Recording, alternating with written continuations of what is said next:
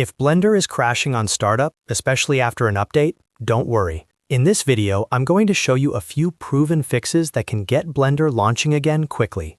We'll start with the primary AppData reset, then clear the Blender 5 extension cache, then force Blender to use your high-performance GPU on Windows, and finally, I'll show you how to switch to the NVIDIA Studio Driver, which can make a big difference for stability. If this video helps, please hit like and subscribe for more quick software fixes and tutorials. Let's jump in. First, we'll do the most effective fix for many startup crashes, resetting Blender's user data folder.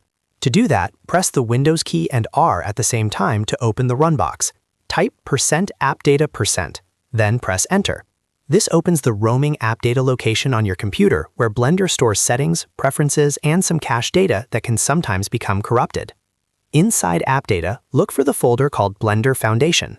Open it, then open the Blender folder. Here you'll usually see a version folder, and in this case, we're looking for the 5.0 folder. Right-click that 5.0 folder and rename it to 5.0_old. This does not delete your data, it simply tells Blender to create a fresh new profile the next time it starts. Now launch Blender again. If the crash was caused by a bad preference file, a corrupt startup setting, or a broken UI state, Blender should now open normally. You may see the initial setup screen appear, which is a great sign because it confirms Blender is rebuilding a clean configuration from scratch. This is often the fastest way to fix a startup crash. If Blender still crashes, the next thing to try is clearing the extension cache, which is especially useful for Blender 5.0.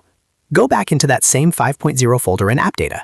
Inside, look for a folder named Extensions.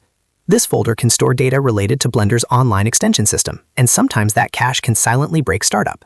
Delete the extensions folder. Again, this is safe to do because Blender can rebuild it. The reason this helps is that Blender 5.0 may try to sync its extension database at launch, and if that cache is corrupted or stuck, Blender can crash before the interface fully loads. After deleting it, reopen Blender and test it again. Now let's move on to a fix that is very helpful for laptop users and systems with both integrated and dedicated graphics. Sometimes Blender crashes because Windows is launching it on the wrong GPU or the weaker integrated graphics processor.